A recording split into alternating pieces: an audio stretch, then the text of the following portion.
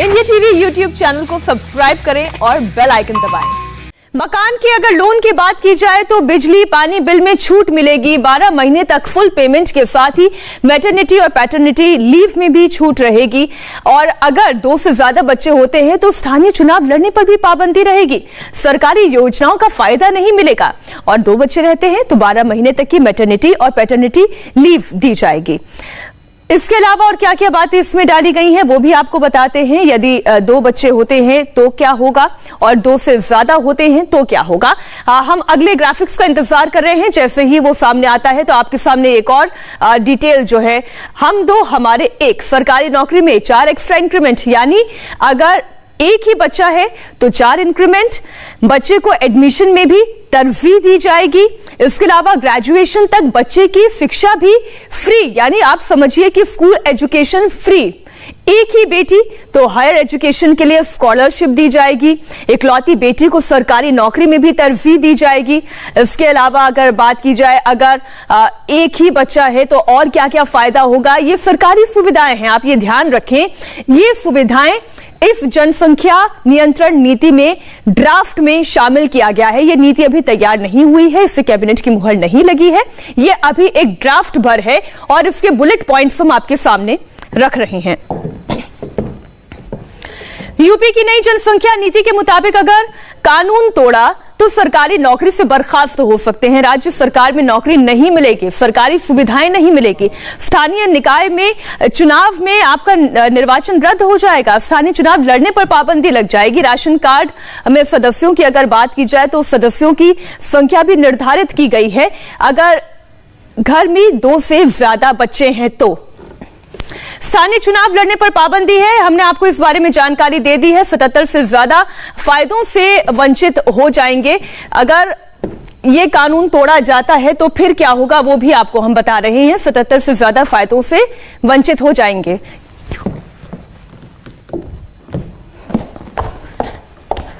तो 2 child policy की नीति बहुत जल्द आने वाली है और योगी राज में किस तरीके से इस पर काम हो रहा है वो भी तस्वीर हम आपके सामने रख रहे हैं। इस ड्राफ्ट पर लगातार समय से चर्चा की जा रही थी, लेकिन विपक्ष आरोप लगा रहा है कि चुनाव पास आ गया है तो केवल मुख्य मुद्दों से ये ध्यान भटकाने का तरीका है। लेकिन सच्चाई ये है कि विपक्ष भी जानता है कि उत्तर प्रदेश की जनसंख्या जो बेतहाशा बढ़ रही है उस पर नियंत्रण करना जरूरी है।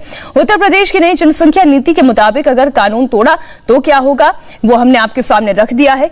थोड़ी देर में उत्तर प्रदेश सरकार के मंत्री लक्ष्मी नारायण भी हमारे साथ इंडिया टीवी पर मौजूद होंगे। हम उनसे जानेंगे कि इस नए ड्राफ्ट में क्या क्या बातें हैं।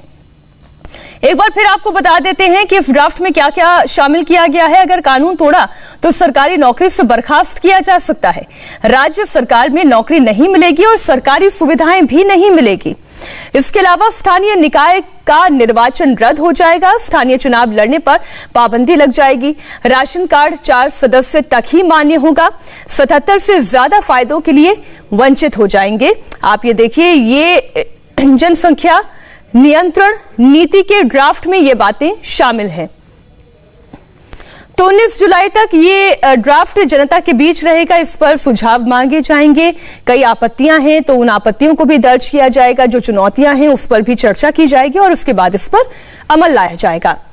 अब आपको यूपी की जनसंख्या नीति पर बीजेपी, कांग्रेस और समाजवादी के साथ ही बहुजन समाज पार्टी का पक्ष भी सुनाते हैं। इसका सबको स्वागत करना चाहिए। आसाम में हम लोगों ने देखा है कि इस प्रकार का मॉडल आया है और एक सक्सेसफुल मॉडल है। देखिए, थॉमस माल्थस ये बहुत बड़े जनसंख्या विषयों के विशेषज्ञ रहे हैं। इन्होंने लगभग 200 साल पहले ये कह दिया था कि जिस गति से जनसंख्या बढ़ रही है उस गति से हमारे संसाधन नहीं बढ़ रहे हैं। तो मुझे लगता है कि ये संतुलन कैसे बनाना, भविष्य की पीढ़ी के लिए अपने दायित्व को महसूस करना कि सारा का सारा साधन हम भोग लें और भविष्य की पीढ़ी के लिए कुछ छोड़े ही ना, तो इसमें किसी प्रकार की राजनीति अगर कोई लोग देख रहा है तो ये बहुत दुखद है और दुर्भाग्यपूर्ण है। जहाँ तक जनसंख्या का नियंत्रण है, ये विषय पूरा राष्ट्रीय विषय है।